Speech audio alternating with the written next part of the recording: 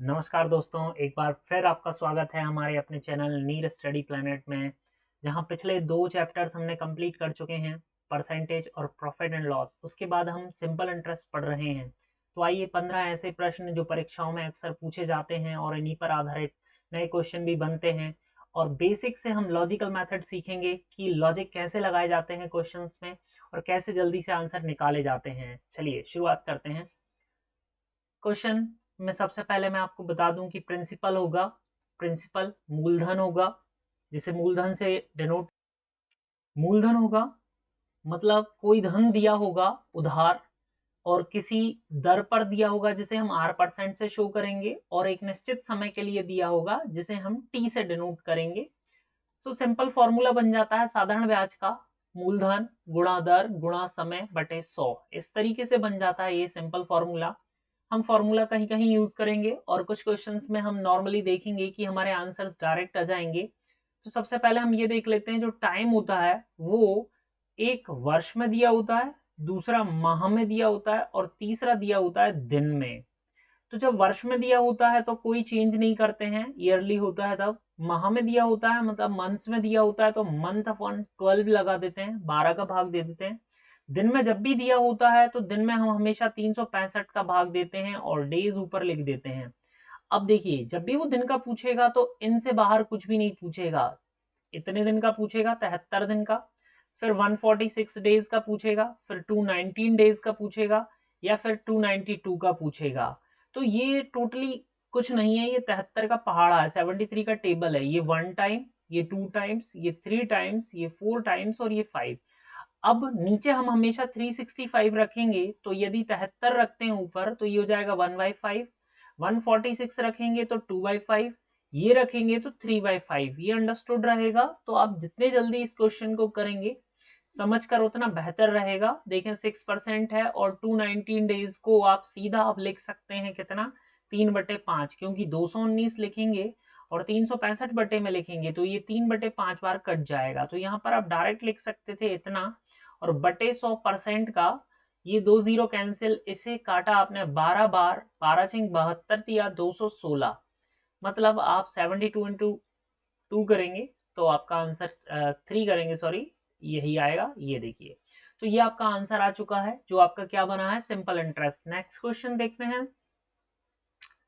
3,200 रुपए पर 4 अप्रैल 2020 से 16 जून 2020 तक का 5% वार्षिक दर पर साधारण ब्याज कितना होगा। अब हमें यहाँ पर वह कह रहा है कि अप्रैल में जमा कर रहा है पैसे 4 अप्रैल को, ये लीजिए 4 अप्रैल को उसने पैसे जमा किए हैं और 16 जून को निकाल रहा है। तो हम यहाँ पर काउंटिंग करते हैं कि कितने दिन हैं। तो जिस दिन पैसा जमा किया जाए, जिस दिन पैसा जमा किया जाए उस दिन काउंट नहीं किया जाता है उस दिन को, लेकिन जिस दिन निकाला जाता है उस दिन को काउंट किया जाता है।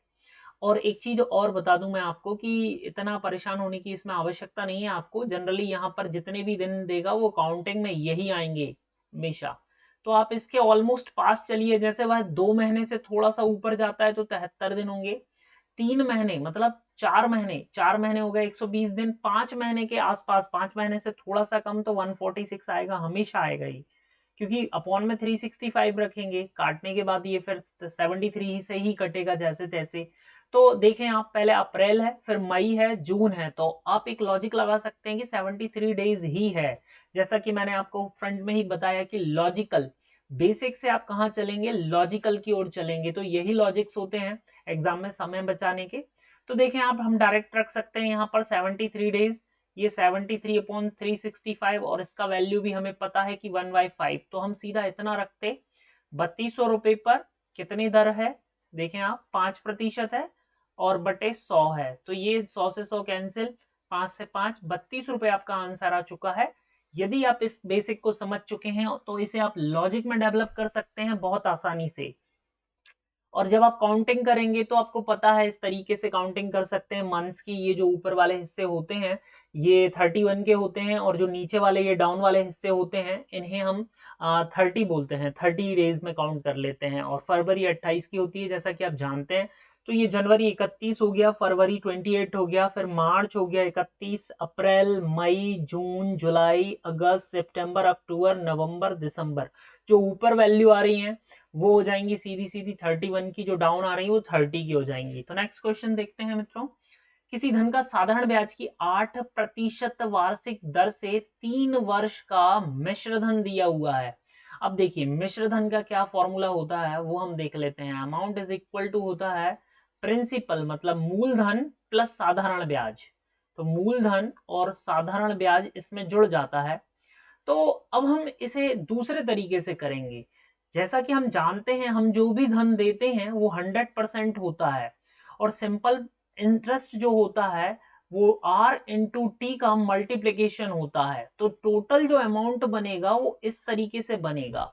सो लेट्स सी हियर कि क्या कर रहे हैं वो, ये 100% हो गया, प्लस हम देखते हैं रेट ऑफ इंटरेस्ट दिया हुआ है उसने 8% एंड टाइम दिया है 3 इयर्स। तो हम सीधा मल्टीप्लाई करके लिख देंगे क्योंकि हमने देख लिया ये R इंटू टी होता है 24%। तो यहां पर हम देख रहे हैं कि मिश्र धन कितना बन गया है, A इज इक्वल टू बन गया है 124%, और A की वैल्यू आपको ऑलरेडी दी हुई है। तो सीधा रखिए 6944 गुणा 100 बटे 124, क्योंकि ये डाउन में चला जाएगा और 100 अप चला जाएगा।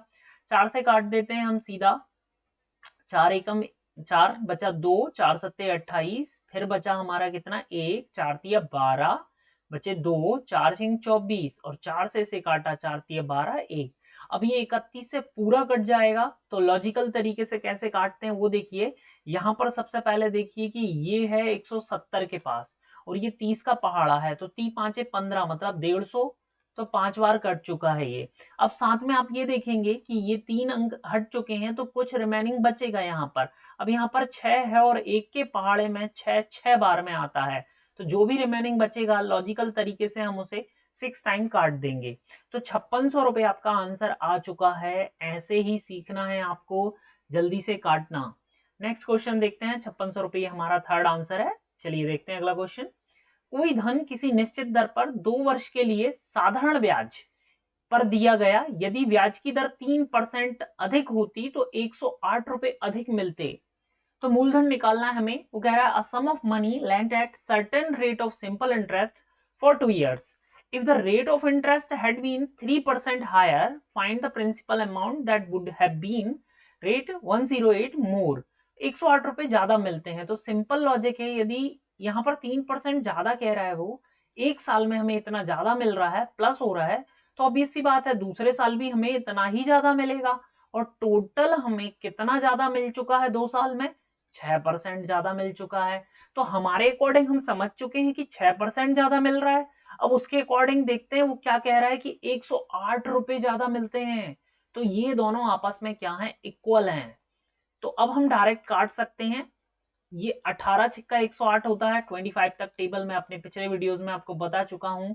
और यहाँ पर जो 100 होगा वो डायरेक्ट इसमें मल्टीप्लाई हो जाएगा, क्रॉस मल्टीप्लीकेशन, त्रियक गुणा जिसे कहते हैं आप। तो सीधा सीधा 1800 रुपए आपका उत्तर आ चुका है। यदि वो इसी में कह देता कि 3% अधिक और 3 वर्ष के लिए कह देता, यहाँ पर देखें आप, तो आप सीधा एक बार और क्या करते, 3 तिरका 9% लेते और 108 रखते, तब आपका उत्तर बनता 12 नमा की 108 और 200 जो है वहां जाता और 1200 रुपए आंसर बनता। फिलहाल आपका 2 वर्ष के लिए पूछा गया। नेक्स्ट क्वेश्चन, साधारण ब्याज की किस दर पर कोई धन 8 वर्ष में दुगना हो जाता है। वो कह रहा है at what rate of simple interest will a sum of money double in 8 years। तो सिंपल लॉजिक लगाएंगे हम, ना एक्स मानेंगे ना पी मानेंगे, कुछ भी नहीं, सीधा है 100 रुपए है हमारे पास, ये हमारा प्रिंसिपल था और वो 200 बन गए, मतलब अमाउंट आ गया 200 रुपए। तो अब सिंपल है कि हमें यहाँ पर जो सिंपल इंटरेस्ट 100 रुपए हमारे खुद के हैं, 200 रुपए हम टोटल 100 देकर 200 ले रहे हैं किसी से। इट मींस इसमें हमारा है 100 रुपए ब्याज। और ब्याज, अब देखिए फॉर्मूला जब आप लगाएंगे तो क्या होगा, P into R into T upon 100। Logic से देखिए, हम बेसिक से लॉजिक की ओर जाते हैं। देखिए आप यहाँ पर हमने 100 माना है, आर हमको निकालना है, टाइम हमको दिया है 8 years, अपॉन 100 करेंगे। सिंपल इंटरेस्ट हमारा 100 था तो 200 हो गया, तो 100 रुपए इंटरेस्ट मिल गया है। यदि 100 रुपए 3 गुने हो जाते, 300 हो जाते, तो ब्याज हमारा 200 रुपए आता, तब हमें तिगुना करने का कहता, तो 100 को हम 300 लिखते तो 200 ब्याज, 4 गुना कहता 400 लिखते 300 ब्याज। तो अब देखें 100 से 100 कट जाएगा ऑलरेडी, तो अब हमें लॉजिक ही देखना है कि जो डिफरेंस यहाँ पर जो डिफरेंस होगा सीधा उसमें जो वैल्यू होगी, यदि आर की वैल्यू होगी तो आर से डिवीजन कर देंगे, टाइम की वैल्यू होगी तो टाइम से डिवीजन कर देंगे। फिलहाल आपको 8 ईयर्स दिए हैं तो रेट ऑफ इंटरेस्ट निकल आएगा, और 100/8 हम सारणी पहले ही सीख चुके हैं, 12.5% होता है, परसेंटेज में हमने देख चुके हैं ये। तो ये आंसर रहा। नेक्स्ट क्वेश्चन देखते हैं। साधारण ब्याज की किसी दर से कोई धन 20 वर्ष में दुगना हो जाता है, दुगना हो जाता है कह रहा है। तो अब यहां पर हम फिर से वही लॉजिक लगाएंगे। देखें 100 रुपए हमारे हो गए कितने, 200 रुपए, तो इंटरेस्ट कितना आया, 100 आया है। अब 100, अब यहीं पर हम कुछ नहीं करेंगे, थोड़ा सा इसे बढ़ा देंगे। देखें आप कैसे करेंगे, 20 वर्षों में 2 गुना, मतलब सीधा सीधा है, हमें 100 रुपए ब्याज मिल गया है। अब वो कहता है तिगुना, तिगुना कितने समय में, तो देखें हमें 3 गुना करना है, मतलब 300 रुपए करना है। तो अब यहां पर देखें 100 रुपए ये ब्याज था, आप टोटल यहां से जाएंगे आप तो 200 रुपए ब्याज हो जाएगा। हम देख रहे हैं कि 20 वर्षों में 100 रुपए मिल रहा है, तो 20 वर्षों में 100 रुपए, तो 200 रुपए कितने वर्षों में, इंटू 2, सीधा 40 वर्षों में मिल रहा है, 40 वर्षों में। यहां से हम सीख गए, आसानी से बता सकते हैं। यदि वो कहता कि 4 गुना हो जाता है, 400 रुपए हो जाता है, तो देखें ब्याज कितना आ गया, 300। अब 20 वर्षों में हमने देख लिया था कि यहाँ कितना 100 रुपए बढ़ रहा है, तो अब 60 वर्षों में कितना हो जाएगा, 300। यदि 3 गुना 4 गुना पूछता तो 300 ब्याज आता, 60 वर्ष आता। फिलहाल 40 वर्ष उत्तर है। और यदि हम आगे बेसिक की ही तरह जाते तो ऐसे ही कुछ आता, देखें 20 100, यहाँ पर 20 का भाग देते 5% दर आती। अब दर के अकॉर्डिंग करते हम तो देखें 30 100 रुपए लिया हमने और 3 गुना हो गया 300, 5 हमारे पास रेट है। तो अब हमारे पास टाइम निकालना है, हमें टाइम निकालना होगा। तो इंटरेस्ट आया 200 रुपए, डिवाइड किया हमने 5 से, तो ये मिल गया 40 ईयर्स। बाकी बेसिक से आप जनरल ऐसा ही कर लेते कि 100 रुपए बढ़ा 20 सालों में तो दुगना 200 रुपए बढ़ेगा कितने सालों में भाई, 40 सालों में। नेक्स्ट क्वेश्चन देखते हैं।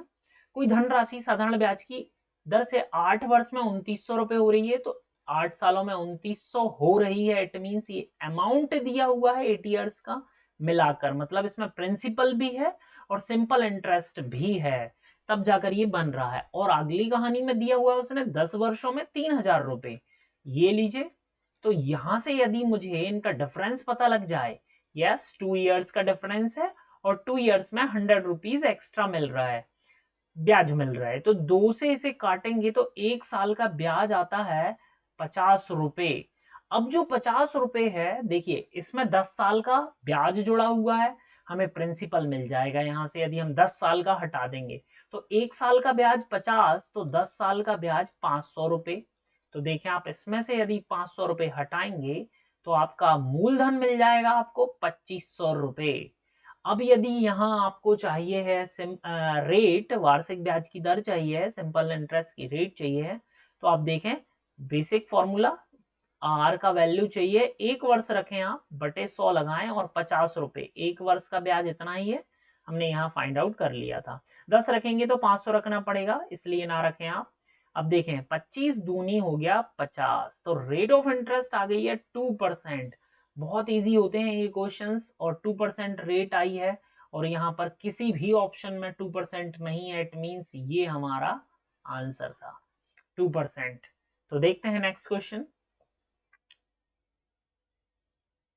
2400 रुपए का किसी निश्चित ब्याज की दर से 4 वर्ष का मिश्र धन इतना दिया हुआ है भाई, अमाउंट दिया हुआ है आपको 3264 रुपए, ये देखें आप, और ब्याज की दर में 1% की वृद्धि हो रही है। देखें आप 1% बढ़ रहा है, वो कितने वृद्धि करने पर इसी धन राशि पर उतने ही समय मतलब अब कितने 4 साल की बात कर दी उसने, तो 1% प्लस 1% प्लस 1% प्लस 1%, टोटल बढ़ा दिया कितना भाई, 4% बढ़ाना है आपको। अब 4% अमाउंट पे तो बढ़ेगा नहीं, प्रिंसिपल पे बढ़ेगा, और प्रिंसिपल है हमारा कितना 2400। 2400 का 4% कितनी आसानी से निकाल सकते हैं, देखें 24 चौके होते हैं 96 रुपए, तो भाई 96 रुपए आपका जो होगा वो अमाउंट में जुड़ के बढ़ जाएगा। तो ये बनता है, देखें अब इसे ओरली कैसे जोड़ते हैं वो और देखें आप। सिंपल है, सीधा सीधा क्या करें, 100 रुपए दे दें आप 3264 को, तो वो 3364। अब 4 रुपए ज्यादा दिए थे, 4 घटा दें तो हो जाता है 3360 रुपए। ये बन गया आपका आंसर। तो यहाँ पर बेसिक से ही हम सब कर रहे हैं, यहाँ पर लॉजिक डेवलप कर रहे हैं। सो नेक्स्ट क्वेश्चन देखते हैं। किसी राशि का साधारण ब्याज का मूलधन का 1/4 है, तो यहां पर भी हम वही करेंगे। वर्षों की संख्या प्रतिशत दर के बराबर है। देखें आप क्या कह रहा है कि number of years is equal to percentage rate, मतलब R is equal to Y. Year time ले लेते हैं हम, ये लो टी ले लिया हमने। अब हम क्या करेंगे कि प्रिंसिपल मानेंगे 100, तो हमें सिंपल इंटरेस्ट मिल जाएगा। अब कह रहा है ना रेट जो है 1/4, तो 100 का 1/4 यहाँ पर हमें बहुत अच्छे से पता है 25। अब हम सॉल्व कर देते हैं इसे। तो ये हो गया सिंपल इंटरेस्ट, 100 से 100 कट जाएगा, हम जानते हैं। और आर को टी और टी को आर लिख सकते हैं। 100 से 100 कैंसिल हो गया। आर स्क्वायर बराबर 25, तो आर बराबर होता है 5%, क्योंकि ये इसके ऊपर स्क्वायर अंडर रूट लग जाएगा, रूट लगेगा तो ये 5 का स्क्वायर होगा, या आप इसे ऐसे भी लिख के कर सकते थे, ये कट जाता। तो आर बराबर 5% आपका आ चुका है। नेक्स्ट क्वेश्चन देखते हैं। कोई धन किसी निश्चित दर पर 2 वर्ष के लिए साधारण ब्याज पर दिया गया। यदि ब्याज की दर 1% अधिक होती तो 240 रुपए अधिक मिलते। कह रहा है कि if a sum of money lent at a certain rate of simple interest for 2 years, had the rate of interest been 1% more, then the principal amount would have been 240 more. Let's see, देखते हैं। यदि 1 साल में 1% ज्यादा है तो 2 साल में कितना परसेंट होगा भाई, 2%। बस इतना ही तो करना था इसमें। 240 काट दीजिए 2 से, 120, और 2 जीरो ये परसेंट वाले इसके पास क्रॉस मल्टीप्लीकेशन में। ये लीजिए आंसर आ गया है आपका 12,000 रुपए। यदि आप इसे सिर्फ 1% के बराबर लिखते तो 24,000 रुपए आंसर आ जाता। लेकिन यहाँ पर देखना है आपको कि कितना टाइम दिया। यदि यहाँ 3 दिया होता तो हम कितना 3% लिखते, क्योंकि यहाँ परसेंट 1 है। तब हम 240 के बराबर लिखते तो 8 और 0 और 2 0% वाली 8,000 रुपए आता। नेक्स्ट क्वेश्चन देखते हैं। साधारण ब्याज की किस दर पर किसी धन का 10 वर्ष का ब्याज उस धन का 2/5 है। देखें आप, प्रिंसिपल 100, वही बेसिक के थ्रू। अब लॉजिक देखें आप, 2/5 हम बहुत अच्छे से जानते हैं, हमने सारणी में पढ़ा हुआ है जब मैंने परसेंटेज पढ़ाया था कि 2/5 की वैल्यू होती है 40। तो यहाँ पर जब आप मान रहे हैं तो आप निकाल ही लेते हैं। ये लीजिए, ये 20 बार कटा, 20 दूनी 40 इंटरेस्ट। अब रख दीजिए 40 इंटरेस्ट, और ये हमें पता है कि कट जाएगा। आर और टी का मान 10 है बटे 100, ये कट जाता। हम परेशान नहीं होंगे इतना लिखने के लिए, हम डायरेक्ट कर सकते थे। ये 0 सामने के सामने कैंसिल हो जाता। 4, तो आंसर आ गया आपका 4%। नेक्स्ट क्वेश्चन देखते हैं। कितने समय में किसी धन में साधारण ब्याज की 5% वार्षिक दर से 40% की वृद्धि। 100 रुपए 40 इंटरेस्ट है, ये सिंपल इंटरेस्ट है। यदि वो कहता धन इतना हो जाता है तो वो अमाउंट होता है।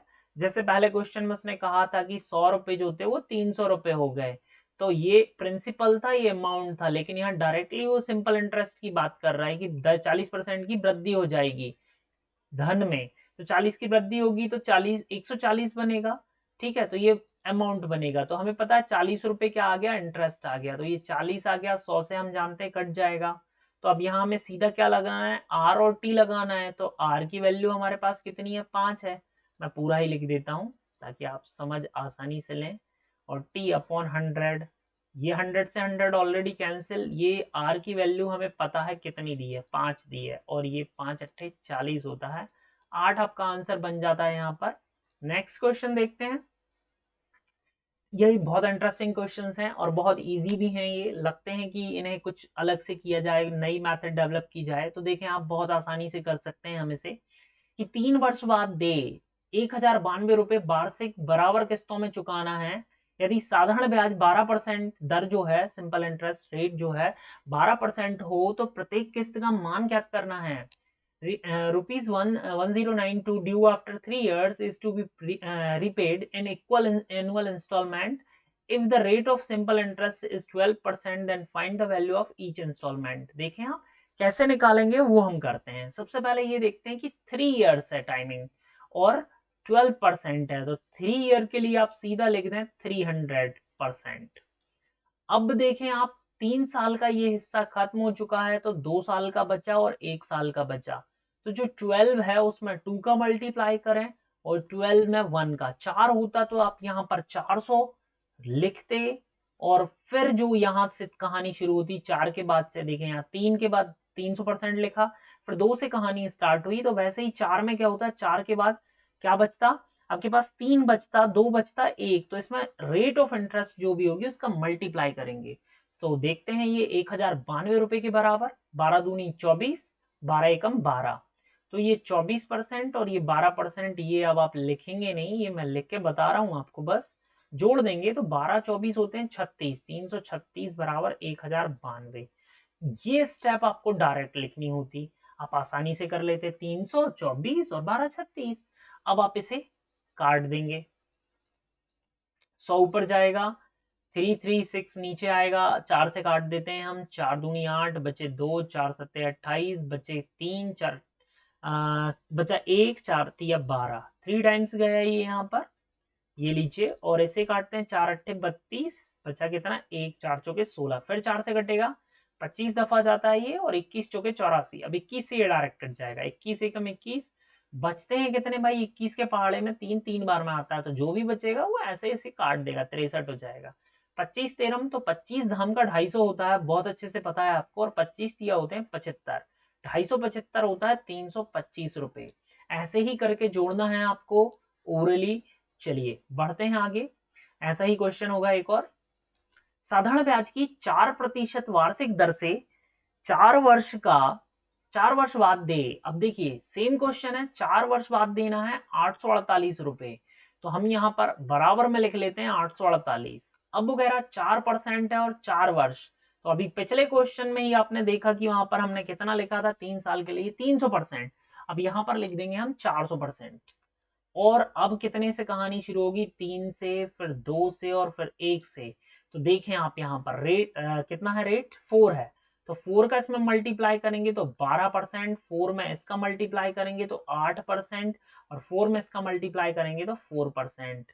सो लेट्स काउंट, 12 20 और 4 24, 424% इज इक्वल टू 848, 848। ये देखिए 2 बार घट रहा है, 24 दूनी 48, 400 दूनी 800, 2 जीरो जो यहाँ की डाउन की है परसेंटेज वाली, वो इसके पास जाएंगी और आंसर बना देंगी इंस्टॉलमेंट का कितना, 200 रुपए।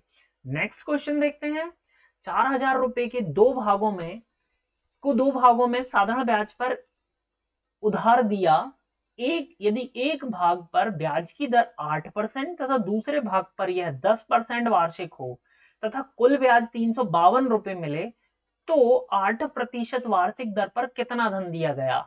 तो हम इसे एलिगेशन मेथड से करते हैं, देखें 8% लिख दें, एक हिस्सा पहला हिस्सा, दूसरा हिस्सा 10% कह रहा है।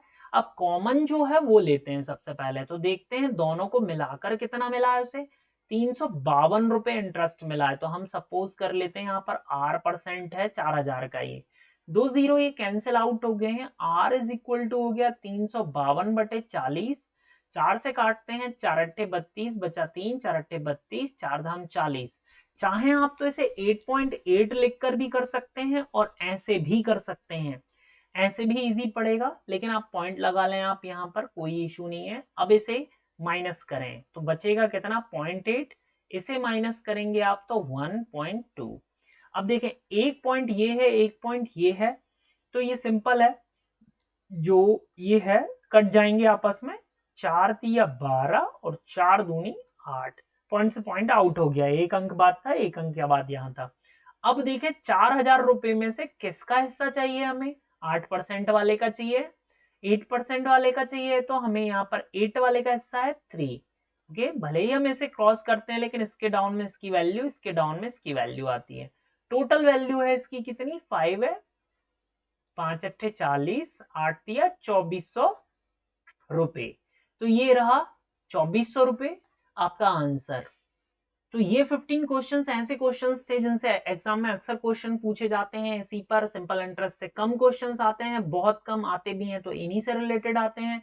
लेकिन जो हमारा अगला नेक्स्ट चैप्टर होगा कंपाउंड इंटरेस्ट, उससे बहुत सारे क्वेश्चंस आते हैं और वो मैं आपको बिल्कुल लॉजिकल तरीके से कराऊंगा। आपको कोई फॉर्मूला नहीं लगाना है उसमें, is equal to P 1 + r/100 to the power n minus P, वो कोई भी फॉर्मूला यूज नहीं करना है। You have to use simple way और आपके आंसर्स 10 से 15 सेकंड में आएंगे, लॉजिकल डेवलपमेंट के तहत आएंगे।